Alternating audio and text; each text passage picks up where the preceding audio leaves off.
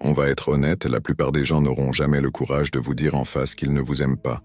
À la place, ils se cachent derrière de faux sourires, des compliments creux et une politesse forcée. J'ai vécu ça aussi, pensant qu'une personne était un ami pour découvrir plus tard qu'elle espérait secrètement me voir échouer.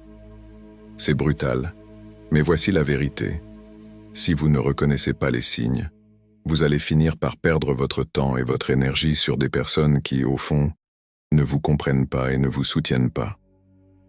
Dans cette vidéo, on va couper à travers les apparences et parler des signes que quelqu'un ne vous aime pas, même s'il le cache bien. Vous n'aimerez peut-être pas ce que vous entendrez, mais il vaut mieux faire face à la vérité que de vivre dans le déni. Premier, il plaisante toujours sur vos défauts. On a tous cette personne dans notre entourage qui adore plaisanter. Mais attention, certaines de ces blagues peuvent viser précisément vos défauts, vos imperfections et vos erreurs. Au début, ça peut paraître inoffensif. « Je rigole, je te taquine simplement », disent-ils avec un sourire. Mais si vous regardez de plus près, ces blagues sont souvent plus que de simples taquineries. Elles sont des attaques déguisées, destinées à éroder votre estime de vous, petit à petit. Je me souviens d'une période où j'étais proche de quelqu'un qui avait toujours un commentaire à faire, que ce soit sur ma façon de m'habiller, de parler ou même sur mes projets professionnels. Au début, je riais avec lui, pensant que tout cela était bienveillant. Mais au fil du temps, j'ai remarqué un schéma. Ces blagues visaient toujours mes faiblesses, jamais mes forces. Je me suis retrouvé à me remettre en question, à douter de moi-même, me demandant si ces défauts étaient aussi visibles que cette personne me le faisait croire. Le pire, c'est qu'on est conditionné à accepter ces blagues comme étant normales. Mais je vous dis aujourd'hui, il n'y a rien de drôle à ce que quelqu'un piétine votre estime sous prétexte de rigoler. Ces gens testent les limites de ce que vous êtes prêt à accepter, et si vous ne dites rien, ils continueront à vous rabaisser, subtilement, sans que vous vous en rendiez compte. 2. Ils vous complimentent, mais ça fait mal. Vous avez déjà reçu un compliment qui vous laisse avec un drôle de goût amer? Un compliment qui semble plus être une insulte déguisée? Comme par exemple, « Tu as fait du bon travail pour quelqu'un comme toi ». Ces compliments en apparence bienveillants cachent souvent une intention de vous rabaisser tout en prétendant être aimable. Je me souviens de cette fois où j'ai partagé un projet dont j'étais extrêmement fier. J'y avais passé des heures, sacrifié des nuits, et je m'étais vraiment donné à fond.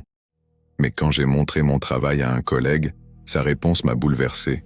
« Waouh, c'est plutôt bien, pour quelqu'un de ton niveau. » Je me suis senti frappé.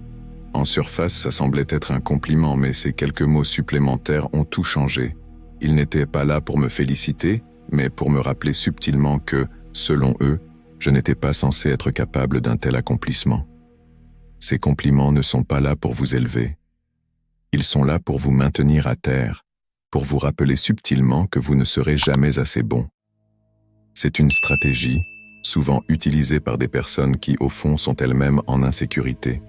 En voyant vos progrès, elles se sentent menacées et utilisent ces compliments pour tenter de vous retenir. 3. Ils vous excluent subtilement des plans. Ça fait mal, n'est-ce pas? Quand vous voyez des photos de vos soi-disant amis s'amusant à un événement où vous n'avez pas été invité, et lorsque vous leur en parlez, ils trouvent toujours une excuse. « Oh, c'était une décision de dernière minute » ou « On pensait que tu étais occupé ». Mais la vérité, c'est qu'il n'y a pas d'excuse. Si ces personnes voulaient vraiment que vous soyez là, elles s'assureraient que vous le sachiez. C'est ce que j'ai appris à mes dépens. J'ai été exclu à plusieurs reprises, toujours avec des justifications qui, au fond, ne tenaient pas la route. La réalité est que si quelqu'un vous veut dans sa vie, il fera un effort pour vous inclure, peu importe si c'est à la dernière minute ou non. L'exclusion subtile est l'une des façons les plus passives-agressives de vous faire comprendre que vous ne comptez pas autant que vous le pensiez. 4. Ils sont toujours trop occupés pour vous. Qui n'a jamais entendu cette excuse? Je suis tellement occupé ces derniers temps. Mais ce qui est frustrant, c'est de voir que ces mêmes personnes trouvent du temps pour d'autres. Elles publient des photos avec d'autres amis, passent du bon temps, mais quand il s'agit de vous, elles semblent soudainement débordées. C'est une vérité difficile à accepter, Mais c'est souvent parce que vous n'êtes plus une priorité dans leur vie. Trop occupé est souvent un moyen poli de dire « je ne veux pas passer du temps avec toi ». Cela peut sembler dur, mais une fois que vous voyez le schéma, il devient évident qu'ils trouvent du temps pour ceux qui comptent vraiment pour eux. 5. Ils évitent tout contact physique. Le contact physique est une forme fondamentale de connexion humaine. Que ce soit un simple câlin, une poignée de main ou une tape amicale sur l'épaule, ces gestes montrent de la proximité et de la confiance.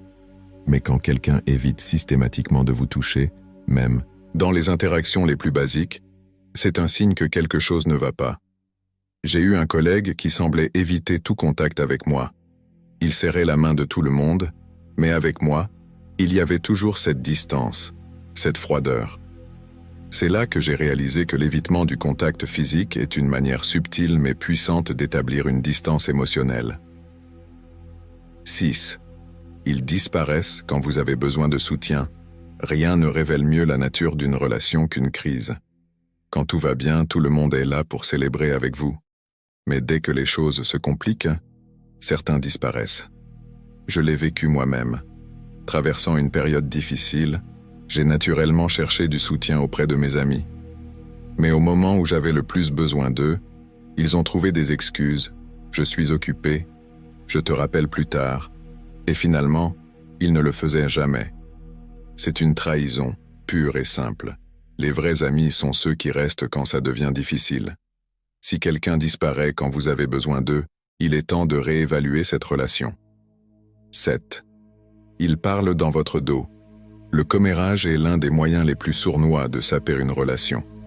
Quand quelqu'un que vous considérez comme un ami partage vos confidences derrière votre dos, ce n'est pas juste de la discussion, c'est un acte de sabotage. Ces personnes ne respectent pas votre confiance et utilisent vos vulnérabilités pour se faire valoir aux yeux des autres.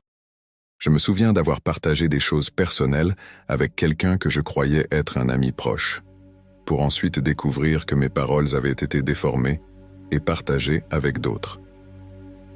C'est un sentiment de trahison profond, et il est important de comprendre que ces personnes ne méritent pas une place dans votre vie. La vérité est dure, mais elle vous libérera.